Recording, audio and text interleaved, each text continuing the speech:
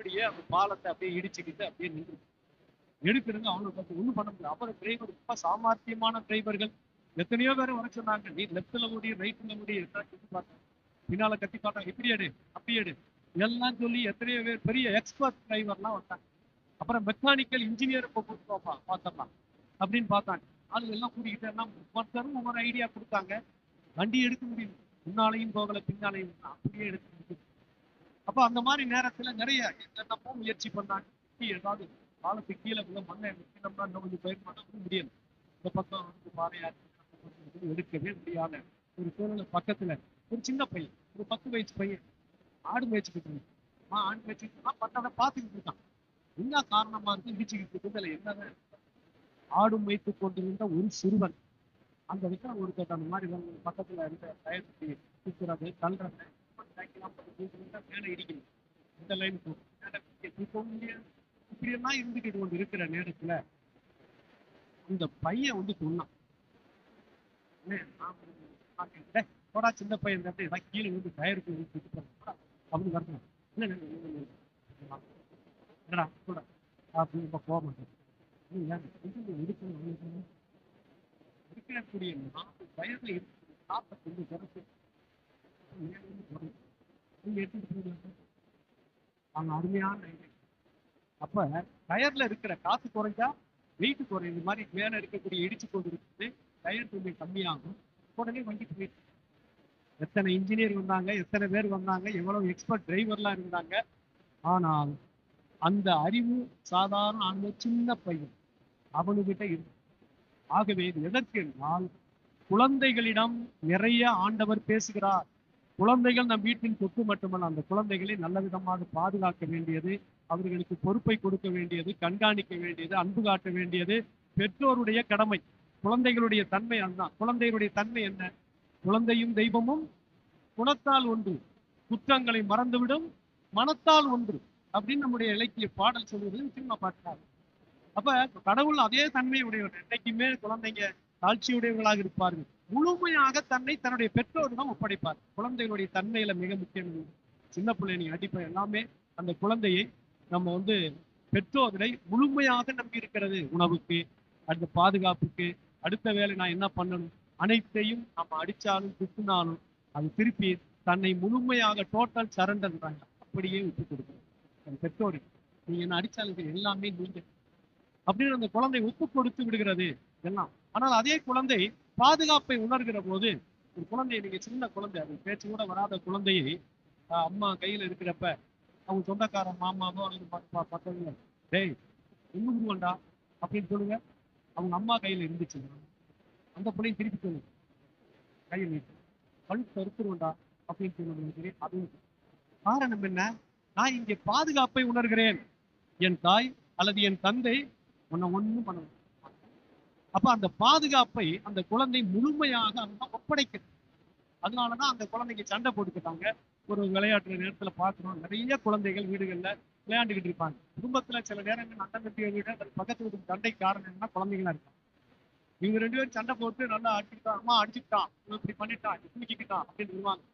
இவங்க வீட்டுல சும்மா இருக்காம சரி பிள்ளைங்க விளையாண்டுக்கிட்டாங்க திருப்பி சரியா பண்ணாங்க, யான் பிள்ளைய அவன் கை வச்சானா கட்டி கட்டிட்டு போவாங்க. வார்த்தையை பேசுவாங்க, உன் பிள்ளை சரியில்லை, என் பிள்ளை பயங்கர சண்டை நடக்கும். அவங்ககிட்ட சண்டை போட்டுருப்பான், இவர்கிட்ட அந்த குழந்தைகள் மனதிலே அந்த குற்றங்களை, வெறுப்புணர்வை அதெல்லாம் வச்சிருக்கு.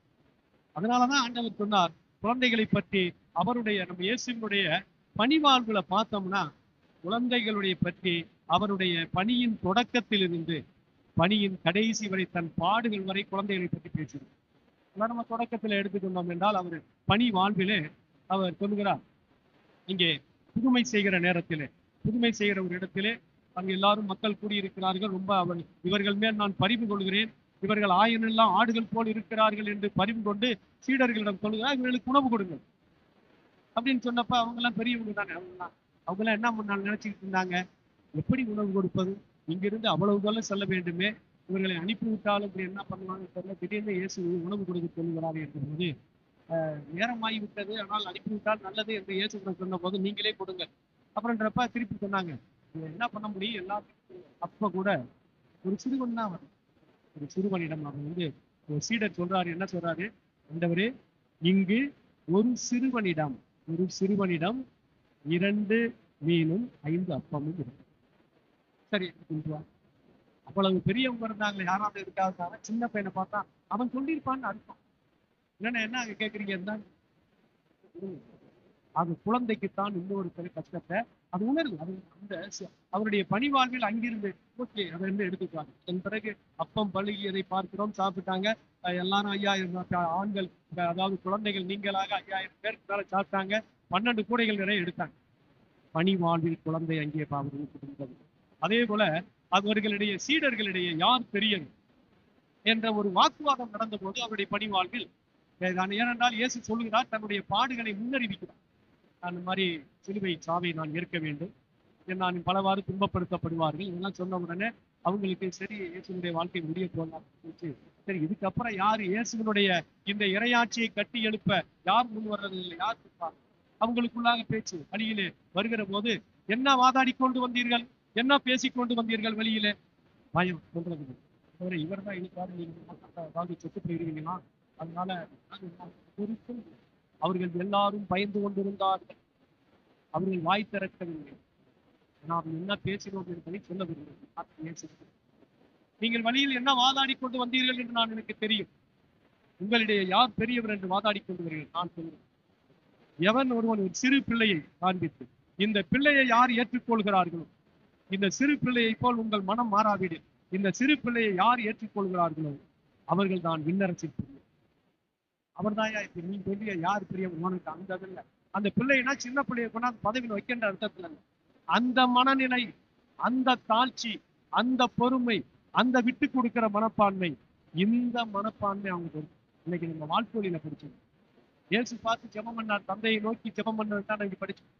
அதாவது மத்தேயு நற்செய்தி 11வது அதிகாரம் 25வது வசனத்துல உள்ள இயேசுவினுடைய ஜெபம் என்ன பார்த்து சொல்றாரோ அதெல்லாம் என்ன சூழ்நிலைன்னா, ஒவ்வொருத்தரும் மறைநூல் அறிஞர்கள், சட்ட வல்லுநர்கள், இறைவாக்கு தெரிந்தவர்கள், பரிசேயர்கள், ஒவ்வொருத்தரும் ஒரு குழு வந்து இயேசுவிடம் கேள்வி கேட்டாங்க.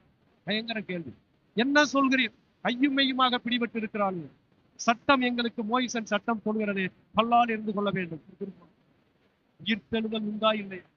ஒருவனுக்கு இறந்தான், அவன் அந்த அம்மா மனைவியா இருந்துச்சு, இப்ப அவன் தம்பி கல்யாணம் பண்ணிட்டான், அவனும் செத்து போனான். இப்ப இன்னும் அடுத்த வந்து இந்த மாதிரி உயிர்த்தெழுதலை நம்பாத அந்த ஒரு குழுவினர் வந்தாங்க. அவங்களும் வந்து இதுதான் சொன்னாங்க, ஆமா கடைசியில அங்க செத்து போன பிறகு இந்த பொண்ணு யாருக்கு மனைவியாக இருப்பார்? இப்படி கேள்வி, இப்படி நிறைய கேள்விகள். ஒரு இளைஞனை அனுப்பிவிட்டு பரிசேயர் சொன்னாங்க, போய் கேள்வி, இருக்கிறதுலே சட்டம் பெரிய சட்டம் எது? சட்டத்தை சொல்லிட்டுப்பாங்க. அவன் முன் உள்ளத்தோடு அன்பு செய்து நான் எல்லாம் செஞ்சுக்கிட்டு வாங்க, சிறு வயதிலிருந்து அதெல்லாம் செய்து வருகிறேன், இன்னே ஒண்ணு உனக்கு குறைவா, சொத்துக்களை விட்டு ஏழைகளுக்கு உபவாசத்தோடு சென்றான். இப்படி கேள்விகளுக்கு மேல் கேள்விகளை இயேசுவிடம் சொல்லிக் கொண்டிருந்தார்கள். அவர் சொல்லிக்கிட்டு இருந்ததான் இயேசு இதெல்லாம் பார்த்துட்டு அவர் கடவுளை நோக்கி நன்றி சொல்லி செலுத்தினார். இந்த நன்றி சொன்ன அந்த ஜெபம் தான் இன்னைக்கு மத்தேயு நற்செய்தி 11வது அதிகாரத்துல நான் வாழ்த்தொழியாக இந்த பாடியது. அது என்ன சொல்கிறார்? தந்தையே, விண்ணுக்கும் மண்ணுக்கும் ஆண்டவரே உம்மை போற்றுகிறேன், ஏனெனில் இன்னரசின் மறைபொருளை இதெல்லாம் படிச்சிருக்கிறேன் அப்படி இப்படின்னு புதிக்கிறானுங்களே, எல்லாம் தெரியும் எனக்கு. நான் சிறு வயதிலிருந்து இதெல்லாம் கடைபிடித்து வருகிறேன், 5 முறை தொழுகிறேன், ஏழைகளுக்கு உதவி செய்கிறேன், எல்லாம் பண்றாங்க. ஆனால் தந்தையை நோக்கி வருகிறார், ஏனெனில் இன்னரசின் மறைபொருளை குழந்தைகளுக்கு வெளிப்படுத்துவோம். குழந்தைன்னா சின்ன பிள்ளைகள் அர்த்தம். அந்த மனம் உள்ளவர்கள், அந்த மனம் உள்ளவர் யார்? அந்த குழந்தை போன்ற மனம் உள்ள, அன்பு, பொறுமை, பாசம், இரக்கம், தாட்சி, எந்த புண்ணியம் எல்லாம் அடங்கி இருக்க வேண்டுமோ அதை யாருக்கு வெளிப்படுத்தினார்? குழந்தைகள். அந்த குழந்தைகள் யார்? அந்த குழந்தை மனம் கொண்டவர் யார்? நம் அன்னை மரி. அதனால ஆண்டவரே வெளிப்படுத்தினார். ஏன்னா எத்தனையோ பேர் காத்துக்கிட்டு இருந்தாங்க, மாடம் மாளிகைகள் ஆண்டவர் வருவார். அவங்களுக்கு தெரியும் இசாயா தீர்க்கதரிசி சொன்ன அந்த வாக்கு தத்தம் நிறைவேறும் என்பதை நம்பினார்கள். இதோ அவங்களுடைய தாவீதின் குலத்திலே ஒரு களிர் தோன்றும், அவங்களுக்கு தெரியும் இப்படித்தான் வரும், அப்படித்தான் அவங்க ஒரு கற்பனை வச்சிருந்தாங்க. அதுதான் இயேசு சொல்லி தந்தையை நோக்கி வேண்டுகிற போதை குழந்தைகளுக்கு வெளிப்படுத்தினது அப்படின்றது மாதிரி இருக்கிறாங்க. அறிவாளிகளுக்கும் மறைவல் மற்றவர்களுக்கெல்லாம் மறைத்து நீ குழந்தை அறிவுள். அடுத்தது யாருக்கு கிடைச்சது? இடையர், படிப்பறிவு இல்லாத ஆடு மாடு மேய்க்கிறவர்கள் தான் அந்த தரிசனத்தை, ஆண்டவரின் மீட்பை அவரை கண்டுகொள்ளக்கூடிய வாய்ப்பு அவன் சாதாரண ஆளு, யாரு மேல எந்த காய்மகனம் போறாங்க. அவர்கள் போற போக்குல ஆடுகளுடைய வளர்ச்சி தான் அவங்களுக்கு முக்கியம். அவர்களுக்கு தான் கிடைத்தது, மூன்று ஞானிகளுக்கு கிடைத்தது, தேடி வந்தவர்கள் தான். அதுதான் அவர்களுக்கெல்லாம் மறைத்து, அதுவும் குறிப்பா ஏரோதுக்கு மறைத்து, நீ சிறுவர்களுக்கு வெளிப்படுத்து. இந்த நல்ல மனம் உள்ளவர்கள், நல்லது செய்ய வேண்டும் என்று விரும்புகிறவர்களுக்கு நீ வெளிப்படுத்தி. இந்த நிலையில இன்னும் நிறைய நம்ம குழந்தைகளை பற்றி சொல்லுகிற போது மார்க்கு நற்செய்தி 10வது அதிகாரம் 14வது வசனத்துல, நீங்கள் குழந்தையை போல் மாறாவிடில் விண்ணரசு நுழைய முடியும்.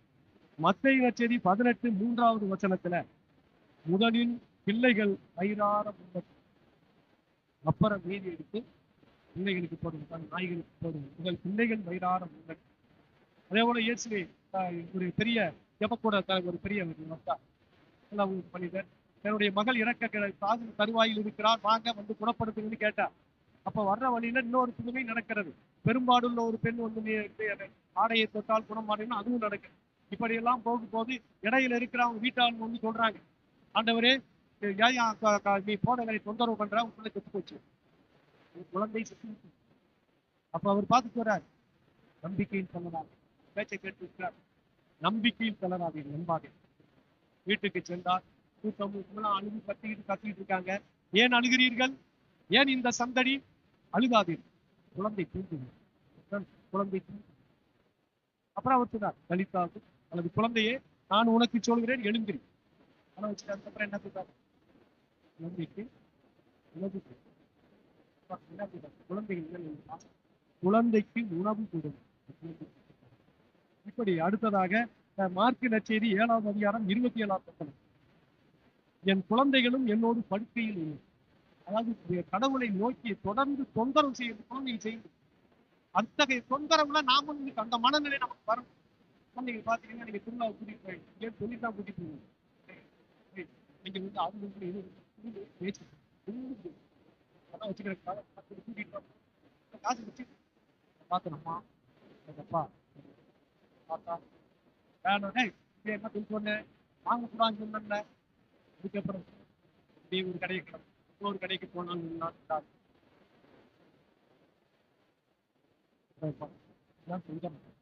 ஆகவே என் குழந்தைகளும் படுக்கையில் உள்ளன. யாரு? ஜெபம் பண்ண என் நண்பன் வந்திருக்கிறான், அதுக்காக அந்த இடத்தில் குழந்தையும் கொண்டு வருகிறான். குழந்தைகளும் படுக்கையில் இருக்கிற குழந்தைகளுக்கு எடுத்து கொடுத்துருக்கிறான் அப்படின்றதுக்காக சொல்ல முடியும். குழந்தையை போல தொந்தரவு செய்ய வேண்டாம் ஆண்டவரை. ஏன்னா அவருடைய அப்பா, அவர் என்னுடைய தந்தை. அவரிடம் நான் எப்படி அந்த குழந்தை, நான் சொன்னது மாதிரி திருவிழாவை கூட்டிட்டு போற குழந்தை வாங்காம சும்மா வந்துருக்காங்க. சளி பிடிச்சிருக்கு, சளி பிடிச்சிருக்கா, தான் மாத்திரை சாப்பிட்டேன், இல்லை எனக்கு ஐஸ் கொடுப்பேன், ஏப்பா வாங்கி உள்ளே பிடிச்சிருக்கு. ஒன்னா கேட்க மாட்டேன். அவங்க வாங்கி கொடுக்காதேன்னு சொல்றாரு அப்பா. என்ன பண்றது? பரவாயில்ல, வாய் இறக்கி. அதான் குழந்தை மனநிலை. அத்தகைய தொந்தரவை நாம் கடவுளுடன் கொடுக்க வேண்டும். உன்னுடைய பிள்ளை நான் வந்து இந்த மனநிலை அந்த இடத்தில் அது சொல்லப்பட்டிருக்கிறது. எனவே அன்பார்ந்தவர்களே, அதே போல நான் சொன்னேன், ஆண்டவர் இயேசுடைய பணியிலே தொடர்ந்து குழந்தைகளை பற்றி சொல்வது மட்டுமில்லை, முடிவிலும் சொன்னார். தன்னுடைய பாடின் போது சிலுவையை சுமந்து சென்ற போது, எருசலேம் மகளிரே, நீங்கள் எனக்காக அழ வேண்டாம், உங்களுக்காகவும் உங்கள் குழந்தைகளுக்காகவும் பாடுகளே, உங்களுக்காகவும் உங்கள் குழந்தைகளுக்காகவும் வழிகிறேன். ஏன்னா குழந்தை அந்த மாதிரியான நாளைக்கு இந்த வன்முறை இதெல்லாம் நிறைய என்பதை இயேசு. ஆகவே அன்புக்குரியவர், நாம் இன்னைக்கு வந்து பெற்றோர்கள் நிறைய இருக்கிறோம். நம்முடைய வாழ்விலே சிறந்த பெற்றோராக இருக்கணும். ஞானஸ்தானம் கொடுப்பவர், ஞானஸ்தானம் கொடுப்பவரப்ப குழந்தைய தூக்கிட்டு வர்றீங்க, சாமியார் உடனே பெரும்பாலும் நுழைவாடி தான் இது. அதனால அடிப்படை எல்லாத்துக்கும் சரி, உங்கள் குழந்தைக்கு என்ன பேர் வைக்க போறீங்க? அது ஒரு கேள்வியா இருக்கு. உங்கள் குழந்தைக்கு என்ன பெயரிட விரும்புகிறீர்கள்?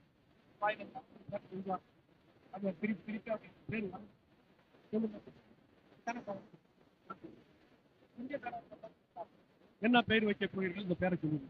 சரி சரி, பிரிச்சவர்கள் கேட்பது என்ன?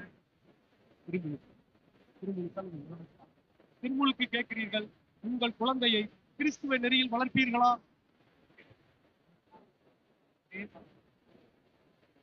ஞான பெற்றோர்களே, இந்த குழந்தைக்கு ஞானசாரம் கேட்கிறாங்க, நீங்கள் அதுக்கு ஞான பெற்றோர் வந்திருக்கிறீங்க, இந்த குழந்தையை கிறிஸ்துவ முறையில் வளர்க்க இந்த பெற்றோர்களுக்கு நீங்கள் உதவி புரிவீர்களா அப்படின்னு கேட்க இன்னைக்கு அவங்க திருமணம் ஆனப்ப அவங்க வந்து அவங்க திருமணத்துல ஞானம் பெற்று அப்படின்னு கொடுப்பாங்க. இல்ல அவங்க கூட்டம்னா சரியில்லை. அன்னைக்கு கிறிஸ்துவ இடையில் வளர்ந்துட்டானா, அவன் நல்ல விதமா இருக்கிறானா, இந்த கோவில் காரியங்களில் ஈடுபடுறானா, அவன் ஒழுக்கமாக இருக்கிறானா, நாங்கள் கண்காணிப்போம் அப்படின்னு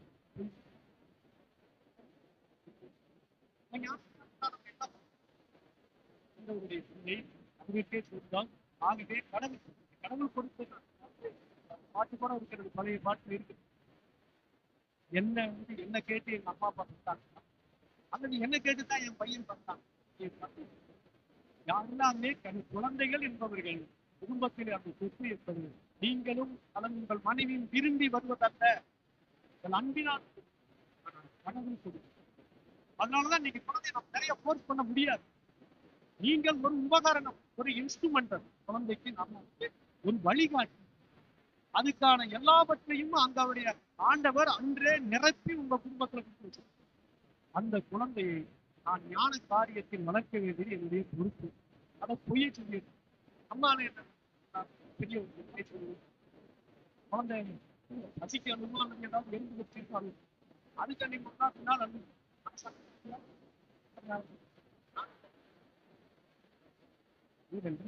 வளர்க்க வேண்டும். ஆனால் குழந்தைய அணுகுது அதனால போய் நாம் பல நேரங்களில் தவறான முறைகளில் நம்முடைய குழந்தைகளை கையாளும். அந்த குழந்தையை நான் மாதிரி ஒரு பொறுப்பெடுத்திருக்கேன், எல்லாருக்கும் முன்னால அறிக்கையிடுகிறேன். நம்ம குழந்தை இன்னைக்கு கேட்க நமக்கு பால் அல்லது உணவு, சாப்பாடு, தூக்கம் எல்லாமே அந்த தாய்க்கு தெரிகிறது. தாத்தா பாட்டி அதே நேரத்தில் கொடுக்கும் போதே அந்த குழந்தைக்கு நான் கொடுக்க வேண்டும் என்பதற்காகத்தான் திருவாங்க அந்த குழந்தையாக இருக்கிற பெற்றோர்களே நீங்கள் பொறுப்பு. குழந்தைக்கு ஒரு நல்ல வழிகாட்டு, நீங்கள் ஒரு முன்மாதிரியாக இருக்கு. உங்களை நம்பினான், ஏன்னா அந்த குழந்தைக்கு தெரியாது நான் நிக்கிறது தெரியாது. நம்முடைய அரிச்சாதனை எல்லாமே எல்லா அரிச்சாதனங்களுமே நாம யாருமே விழிப்புணர்வா இருக்கு. புதுநன்மை வாங்குறப்ப அப்படின்னு தெரியும், அவர் மனப்பாடம் பண்ணி கொடுத்தாரு. பிஷப் என்ன கேள்வி கேட்பாருன்னு இங்க என்ன சொல்றாங்க, ஏன் சொல்றாங்க கல்யாணத்தன்னைக்கு பொண்ணு எதை முதல்ல தேடி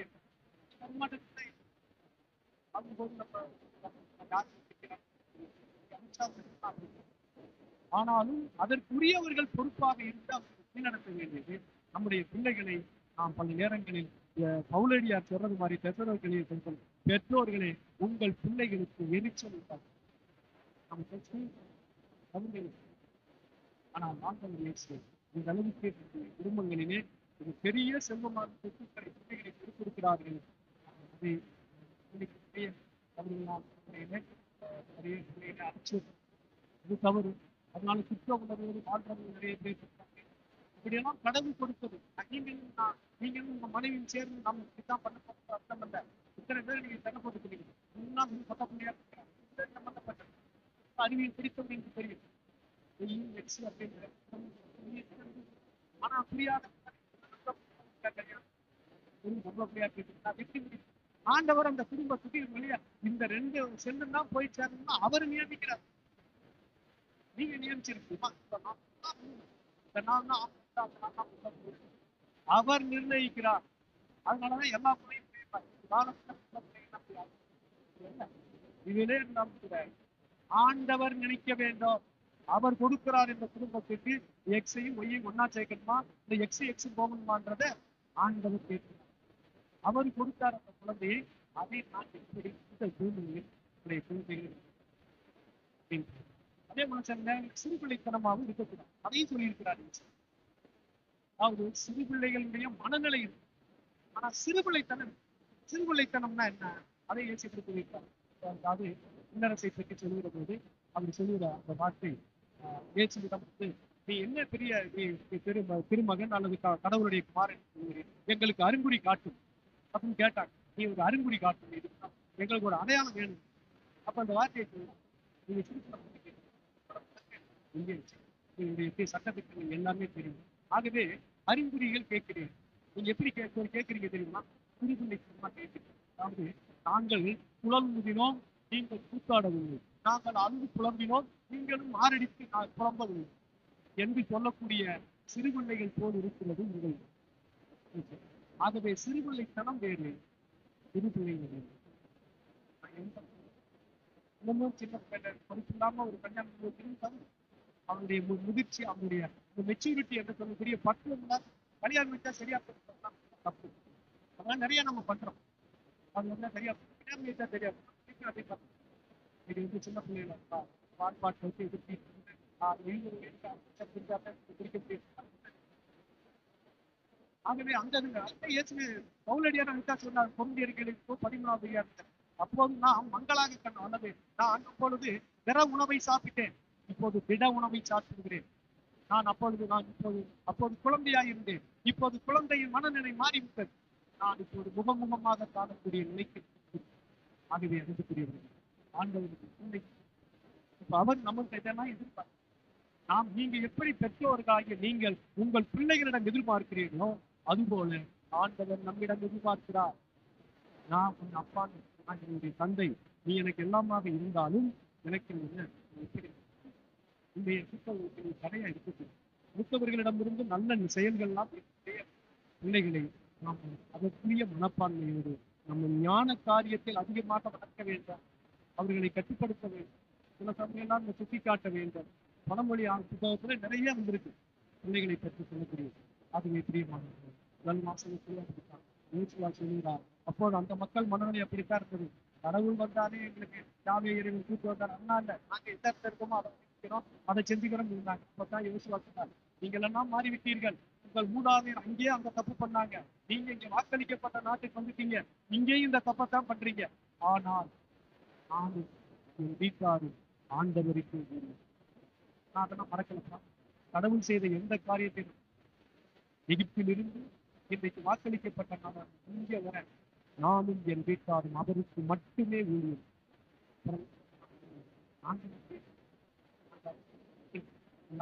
இன்னைக்கு நம்மளும் நிறைய மூட பழக்க வழக்கங்களை மூழ்கி போகுது. மற்றையெல்லாம் விட்டுவிட்டு என்னை பெற்ற அல்லது என்னை வளர்த்த என்னை இந்த குடும்பத்துக்கென்று ஆளாக்கிய இறைவன் என்னை குறித்து என்ன திட்டமிட்டு எனக்காக என்ன வைத்திருக்கிறார், நான் பல நல்ல செயல்களை செய்ய வேண்டும், நான் பல வழிகளில் எனக்கு கொடுக்கப்பட்டிருக்கிற குடும்ப பொறுப்பிலே நான் சிறந்தவனாக இருக்க வேண்டும், அவர்களை வழிநடத்த வேண்டும், அவர்களுக்காக உழைக்க வேண்டும், அவர்களுக்கு தேவையான அனைத்தையும் செய்ய வேண்டும். அத்தகைய ஒரு பொறுப்புள்ள பெற்றோராக இருப்பதற்கு இந்த நேரத்திலே ஆண்டவர் இயேசு நம் குழந்தைகளை முழுமையாக ஆசீர்வதிக்க விரும்புகிறார். நான் பொறுப்புள்ள ஒரு பெற்றோராக இருக்க முயற்சி செய்வேன்.